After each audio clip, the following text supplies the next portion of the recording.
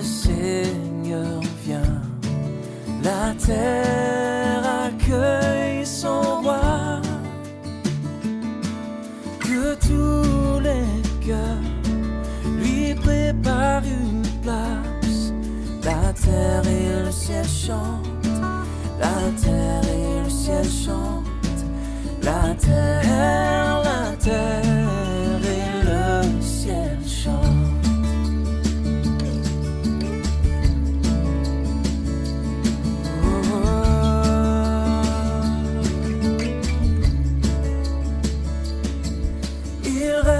Sur le monde avec vérité et fait connaître au peuple la gloire de sa justice, les merveilles de son amour, les merveilles de son amour, les merveilles de son amour.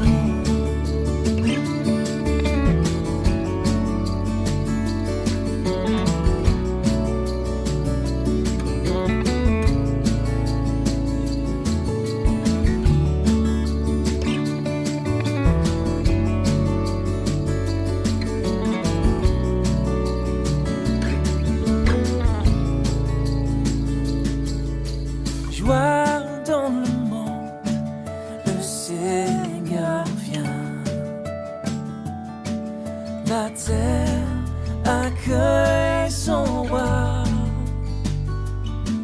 que tous les cœurs lui préparent une place. La terre et le ciel chantent, la terre et le ciel chantent, la terre et le ciel chantent. Oh, la terre et le ciel chantent.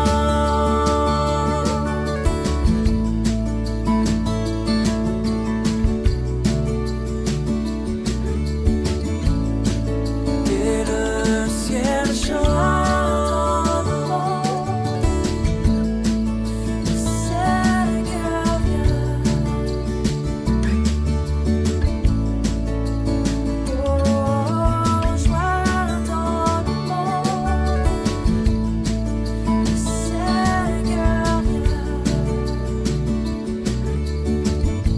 Que cette journée soit des plus agréables pour vous aujourd'hui. Et elle le sera si tu laisses le Seigneur porter ton fardeau et le placer entre ses mains. Vous savez, il est venu dans ce monde pour apporter la vie. Il est venu dans ce monde pour apporter la guérison des cœurs. Il est venu dans ce monde pour nous faire découvrir qui il est et nous apporter une joie inégalée. J'aimerais aujourd'hui vous aborder sur cette joie incomparable. Vous savez, on arrive sur le bord de la fête de Noël. Et je crois que ce thème, il sera pour beaucoup, pour chacun d'entre vous qui écoutez ce message aujourd'hui. Noël, c'est vraiment un temps de réjouissance, laissez-moi vous dire. Tout le monde, vous savez, à Noël pense à se rassembler, à fêter, à avoir des parties de bureau, à avoir des rencontres de famille. Et vous savez, tout ça, c'est magnifique. Mais nous savons que cette année, ça n'aura pas lieu. C'est difficile à absorber. C'est difficile à vivre un temps de Noël où on continue à penser qu'il y aura des rassemblements. Mais j'aimerais vous dire, continuons à pouvoir nous rassembler autour de sa présence, en sa présence. Il est celui qui est encore la lumière dans ce monde. Et vous savez, il y a plein de publicités qui peuvent nous faire penser à Noël, mais vous savez, si Jésus n'est pas dans votre Noël, à quoi bon vivre Noël? Et j'aimerais vous aborder aujourd'hui dans ce milieu de mois de décembre sur l'importance de cette joie qu'apporte Noël, c'est-à-dire la venue de ce Messie merveilleux. Vous savez, depuis des siècles, la fête de Noël a inspiré des milliers et des milliers de personnes à chanter, à écrire, à composer des textes, des mélodies et d'être imprégné de cette joie, cette réjouissance durant les fêtes. Mais cette réjouissance, vous savez, quel en est ce fondement dans ta vie? Que cherches-tu au juste cette année, à Noël? Sur quoi, ou bien je te dirais plutôt sur qui est fondée ta joie? Sur qui? Est-ce que tu as une joie éphémère ou une joie incomparable? Sur qui? Ou sur quoi bases-tu ta joie durant le temps des fêtes? Vous savez, Dieu veut nous accorder, vous accorder une joie profonde, une joie unique, qui demeure et qui a le fondement dans l'éternité. Cette joie-là, elle est inégalable. Et j'aimerais aujourd'hui regarder avec vous qu'est-ce que la Bible nous révèle sur cette joie inégalée. Il y a des textes extraordinaires que nous avons qui nous parlent de la venue de Christ, qui nous expriment cette joie. Et dans le Nouveau Testament, la joie est associée principalement à l'événement de la vie, de la venue de Jésus. Je vous donne un exemple que, vous savez, quand Marie était dans son 3e mois de grossesse, elle a rencontré sa cousine Élisabeth. Et au moment où Élisabeth a vu Marie venir vers elle, dans son sein, l'enfant a tressailli de joie, d'allégresse. Les Écritures nous disent précisément, quand elle a entendu la voix de ses salutations, l'enfant a tressailli de joie dans son sein. Vous savez, au même moment, Marie a répondu en s'exclamant, elle, et c'est ce qu'on appelle le Magnificat de Marie. Elle a dit, « Mon âme exalte le Seigneur et mon esprit, » remarquez bien le texte, « se réjouit en Dieu, mon Sauveur, parce qu'il a jeté les yeux sur la bassesse de sa servante. » Vous savez, quand l'ange même a annoncé aussi aux bergers que Jésus était né, eux, ils étaient tous estomaqués d'entendre un ange leur parler le soir dans les champs. Mais l'ange a dit, « Ne craignez point, car je vous annonce une bonne nouvelle, qui sera pour vous le sujet d'une grande joie. » Cette joie-là, cette joie que je veux vous partager aujourd'hui. Vous savez, peu de temps après la naissance de Jésus, cette joie-là s'est perpétuée depuis la venue de cet enfant merveilleux. Et quand il a été consacré au temple, il y avait ce vieil homme qui s'appelait Siméon et cette vieille femme de 80 quelques années qui se nommait Anne, qui ont exprimé cette grande joie en présence de l'enfant qu'ils avaient vu, qui était le Messie. Vous savez, La naissance et la venue de Jésus ne laissent personne indifférent. Sa naissance a produit de la joie et de la louange dans le ciel et sur la terre. Et c'est pas surprenant que malgré les 2000 ans qui nous séparent de cette naissance, on veut toujours célébrer et exalter la venue de Jésus dans ce temps de réjouissance durant le temps des fêtes. Sur quoi est basée ta joie? Est-ce que tu as de la joie? Même durant ces temps de confinement, où ce que les rassemblements sont pratiquement impossibles pour plusieurs. Quelle difficulté sociale que nous vivons. Mais j'aimerais t'annoncer ceci, que la bonne nouvelle de Jésus est encore disponible. Le Saint-Esprit de Dieu est encore disponible. La présence de Dieu n'est pas confinée. Oh non, mon ami. La présence de Dieu se fait connaître encore à toi ce matin à travers cette bonne nouvelle qui nous dit ceci dans l'Évangile de Luc, le chapitre 2, versets 10 à 11.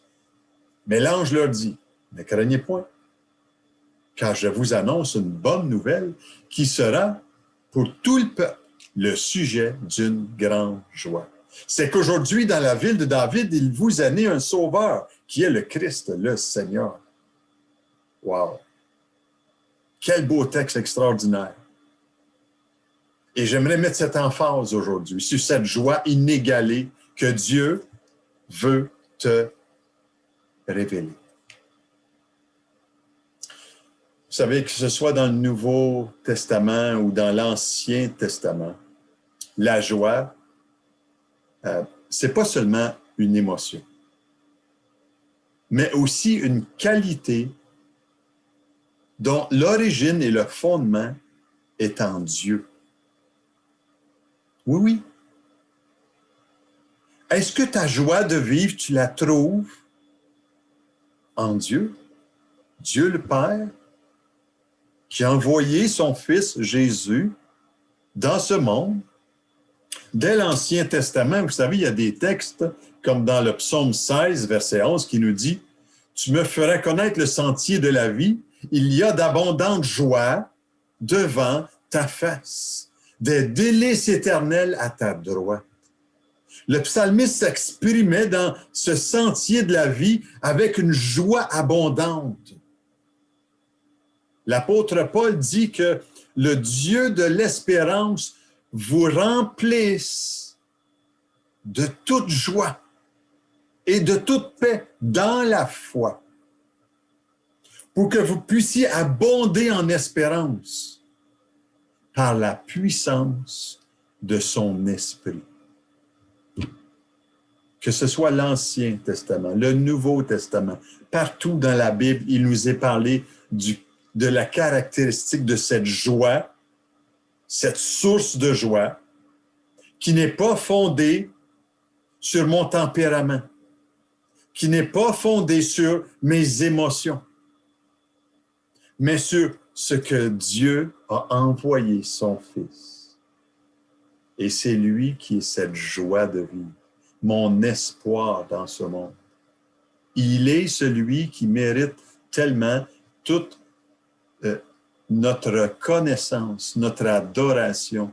Et vous savez, même le prophète Isaïe, il a prophétisé, cieux, il a dit, cieux, réjouissez-vous. Terre, soyez dans l'allégresse. Montagne, éclatez en cris de joie, nous dit Isaïe, car l'Éternel console son peuple. Savais-tu que Dieu, aujourd'hui, qui te voit, veut consoler ton cœur? Peut-être que tu vis des moments d'affliction, des moments difficiles dans lesquels tu ne peux pas penser à comment ça va être lourd de ne pas avoir de visite cette année, d'avoir une limitation dans nos visites. J'aimerais te dire, la joie du Seigneur peut devenir ta force si tu te confies en lui. Oui. Vous savez, la joie n'est pas seulement un sourire sous les lèvres. C'est un fruit. Un fruit que la Bible nous dit que c'est un fruit dans notre esprit, fondé sur ce que Jésus est venu accomplir dans ce monde. Il est né, certes, mais il est né pour mourir afin de porter tes fardeaux. Est-ce que c'est possible que dans ces moments de temps des fêtes cette année, qu'il y ait un fardeau vraiment lourd sur tes épaules?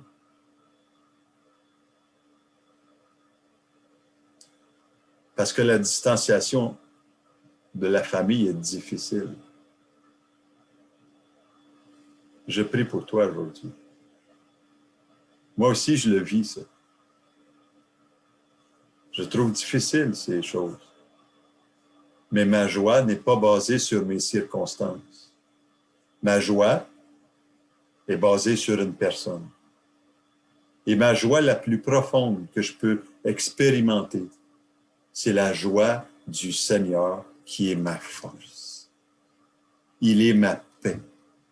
Il est l'amour dans ma vie. Et je souhaite qu'il le soit pour toi aujourd'hui.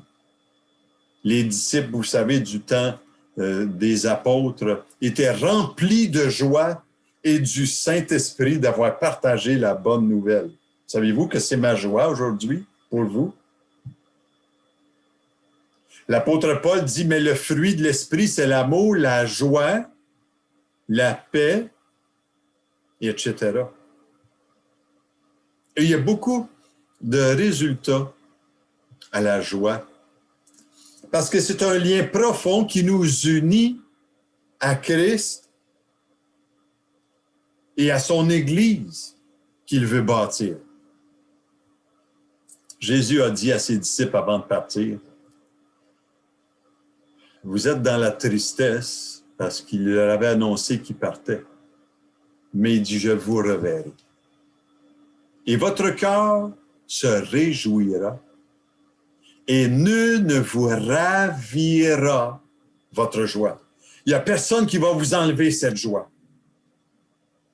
Est-ce que ta joie est fondée sur les circonstances que tu vis, sur les personnes autour de toi? Et certainement qu'il y a des gens qui expriment dans leur personnalité de la joie et c'est bon d'avoir ces tempéraments différents l'un de l'autre. Les gens nous apportent de la joie. On a besoin de la joie des gens. Mais je te parle ici aujourd'hui de la source. La source de ta joie. Où est-elle? J'aimerais te dire, Jésus a dit ceci, demandez et vous recevrez, afin que votre joie soit parfaite. Qu'est-ce que cette joie parfaite donc? De ce temps des fêtes, ma prière pour toi aujourd'hui, c'est que tu puisses découvrir cette joie inégalée. L'apôtre Paul disait que cette joie peut être même connue dans les temps de souffrance. Il dit lui-même, l'apôtre Paul, « Je me réjouis maintenant de mes souffrances pour vous. » Parce que Paul était emprisonné. Mais il y avait cette joie même dans sa cellule. Parce que sa joie ne dépendait pas de sa circonstance dans sa cellule. Il était emprisonné à cause de sa foi. Mais sa joie dépendait de celui qui est mort et ressuscité pour lui et lui donnait cette paix de l'âme, cette joie de l'âme. Et il dit encore dans son épître, l'apôtre Paul, « Fortifiez-vous à tous égards par sa puissance glorieuse, la puissance de Dieu, la puissance du Saint-Esprit qui agit dans notre vie, en sorte que vous soyez toujours et avec joie persévérants et patients. » La joie, c'est un fruit que l'Esprit nous accorde. Et la joie, vous savez, peut être associée de près à l'amour de Dieu, à la paix de Dieu, parce que c'est un fruit. C'est une caractéristique de la vie du chrétien qui est fidèle au Seigneur. J'aimerais te dire, Dieu te destine, me destine à vivre dans une joie parce que c'est le produit de son royaume qui nous est révélé ici-bas sur terre. Jésus a bien dit que son royaume se manifesterait ici-bas sur terre. Le royaume de Dieu, dit Jésus quand il est venu, il est au milieu de vous. C'est l'esprit du royaume. Certes que le royaume de Dieu physiquement n'est pas établi ici-bas sur terre, avec toutes les douleurs, les difficultés qui peuvent nous encombrer parfois. Et Dieu nous destine à vivre dans une joie ici-bas. Il dit même dans l'Ancien Testament, c'était prophétisé, « Réjouissez-vous plutôt et soyez toujours dans l'allégresse à cause de ce que je vais créer. » Dieu veut créer des choses dans ta vie. Il veut produire l'allégresse dans ta vie. Il veut produire la joie dans ta vie. C'est la pensée de son royaume pour ta vie. Le monde peut être troublé. Les tempêtes peuvent arriver dans notre vie. Mais où est basée ta foi? Vous savez, dans son livre « Les plaisirs de Dieu », John Piper dit ceci. « Aucune joie, aussi grande soit-elle, que des hommes et des femmes ont connue dans leur meilleur moment, ne peut se comparer à celle de Dieu lorsqu'il embellit son peuple. » Savais-tu que Dieu veut embellir ta vie aujourd'hui par sa présence? Oui, que ces fêtes 2020 puissent être marquées dans ta vie. Mais l'ange leur dit, ne craignez point, car je vous annonce une bonne nouvelle qui sera pour tout le peuple le sujet d'une grande joie. C'est qu'aujourd'hui, dans la ville de David, il vous est né un sauveur qui est le Christ, le Seigneur. Je vous annonce une bonne nouvelle aujourd'hui. C'est la même nouvelle que il y a 2000 ans. Mais peu de personnes saisissent dans leur vie cette bonne nouvelle. On en entend des nouvelles, laissez-moi vous dire. J'écoute l'actualité. Et c'est pas toujours encourageant, laissez-moi vous dire. C'est, je dirais, plus décourageant que d'autres choses. Je n'irai pas dans tous les détails de l'actualité dans notre province ou dans le monde. Mais je prie que notre Seigneur, que le Seigneur Jésus remplisse ton cœur de sa joie. Parce qu'il est le seul qui peut t'accorder cette joie profonde que les circonstances peuvent t'enlever. Et je dirais même que l'ennemi est venu enlever dans ta vie. Je prie aujourd'hui que vous soyez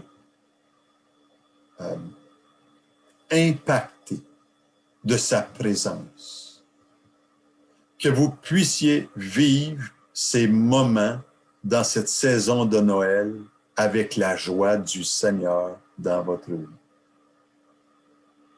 Que le repas que tu vas prendre avec une personne, 2 personnes, peu importe le nombre, 6,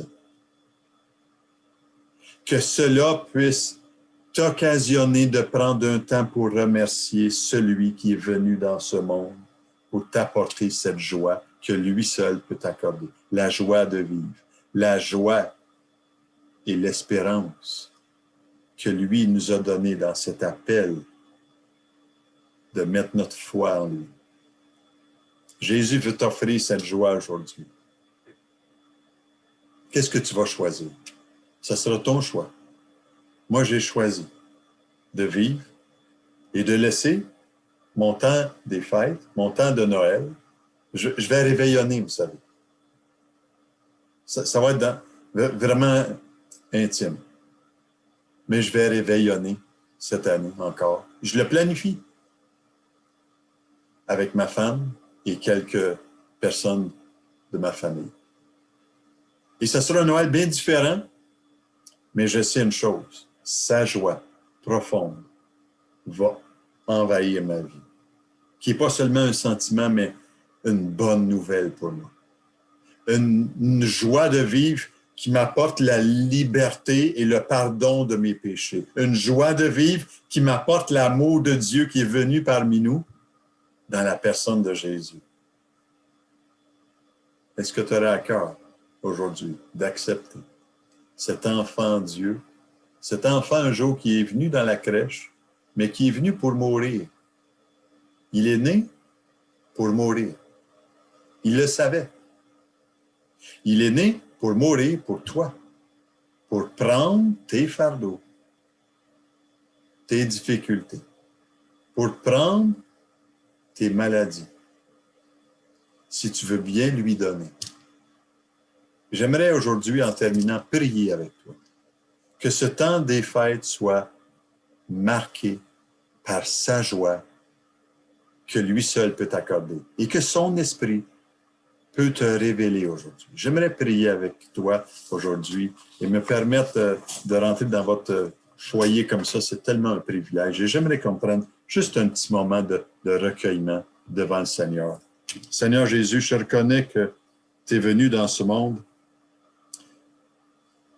J'ai besoin de toi. Je suis perdu sans toi, Seigneur. Je te demande pardon, Seigneur, de mes fautes, mes égarements. Et je crois que tu es venu, Seigneur, pour me libérer. Je veux t'accepter aujourd'hui.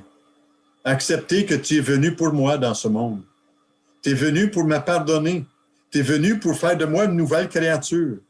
Seigneur, tu n'es pas seulement venu pour être l'enfant dans la crèche, mais tu es venu comme l'agneau de Dieu qui ôte le péché dans ma vie. Merci Seigneur, que je n'ai rien à craindre. Mes lendemains sont assurés. Je veux remettre ma vie aujourd'hui entre tes mains. Je prie Seigneur pour ceux qui m'écoutent aujourd'hui, qu'ils puissent apprendre à te confier leurs soucis, leurs inquiétudes. Je prie pour ceux qui sont angoissés aujourd'hui. Père, viens toucher cette personne qui a besoin d'un souffle de toi sur sa vie. Je te remercie aujourd'hui dans le nom précieux de Jésus. Écoutez ce chant avec attention en terminant. Que Dieu vous bénisse. On se revoit encore la semaine prochaine avec un autre message de l'Évangile et c'est notre espoir. Si la lune me glace et le soleil menace, créateur des étoiles, mon secours est en toi. Si mes larmes ruissellent et que mon pas chancelle, créateur de la terre, mon secours est en toi.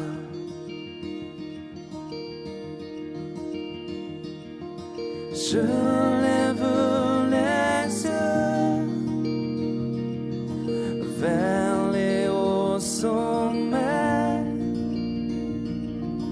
Toi seul est mon Dieu. Je proclamerai. Toi seul est ma force. Toi seul me restaure mon seul.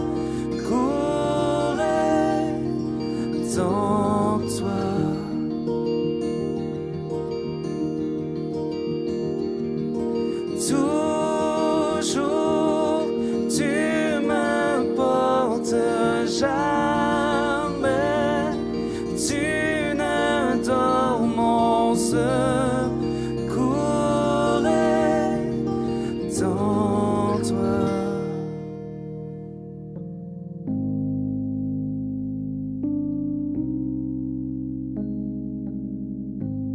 Si la peur m'envahit et mon âme chavire, Créateur de la vie, mon secours est en toi. Je lève les yeux vers les hauts sommets. Toi seul est mon Dieu. Je proclamerai. Toi seul est ma force. Toi seul me restaure. Mon secours est en toi.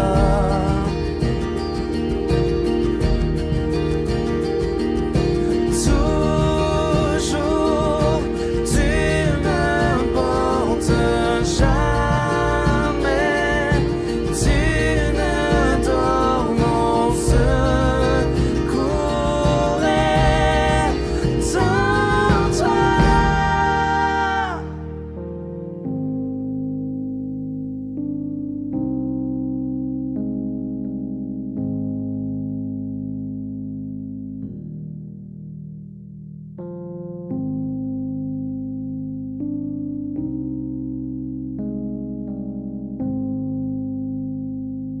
Ta victoire, mon espoir, ton chemin, mon destin, ton salut, mon refuge, tout est en toi. Ta victoire, mon espoir, ton chemin, mon destin, ton salut, mon refuge, tout est en toi.